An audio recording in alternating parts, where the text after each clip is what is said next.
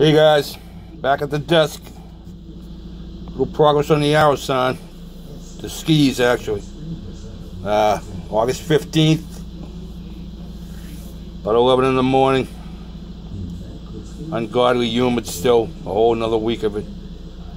Summer's really sucked. But anyway, I digress.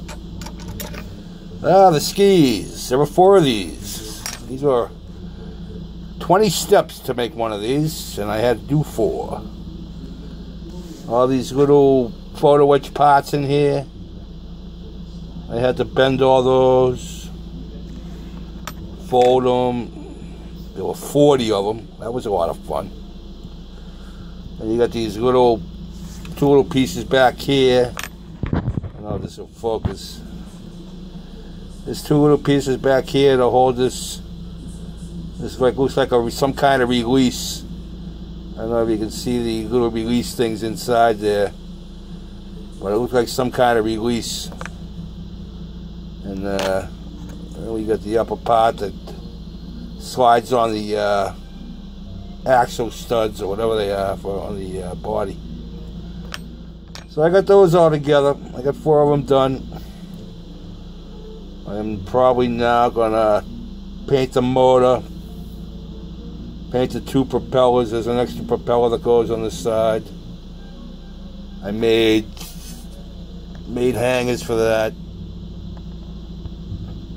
They give you little photo etch parts, but I had to beef them up. They just gave you no way to hang them, so I bent a little piece of brass rod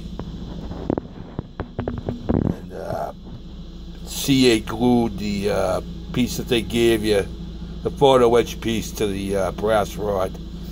Made it, then I could just drill 2 holes in the side of the body and push the brass rod into it, and there we go with our hanger.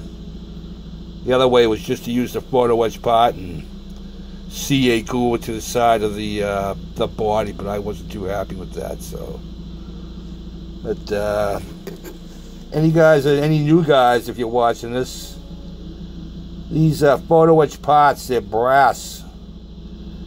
They can't be glued on to the plastic with regular model glue. You have to get either super glue, or I use C8 glue. It's from Zap. They make 3.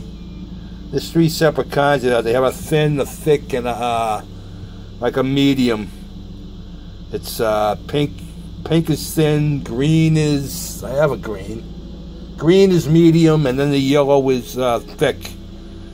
And that all is on their drying time. This pink one dries pretty fast, so you don't have too much time to play around with once you put it on there. You know, you got a few seconds, but that's about it.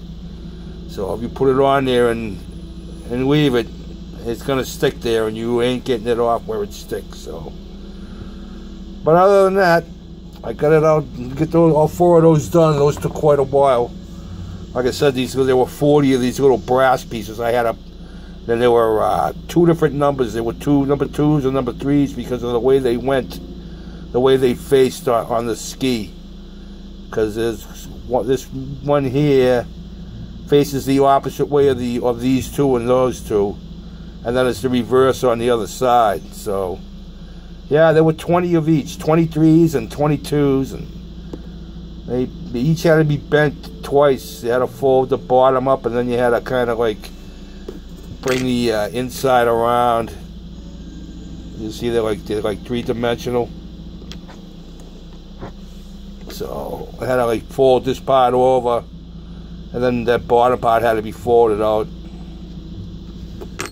And then we had these real small ones here. That was an anchor.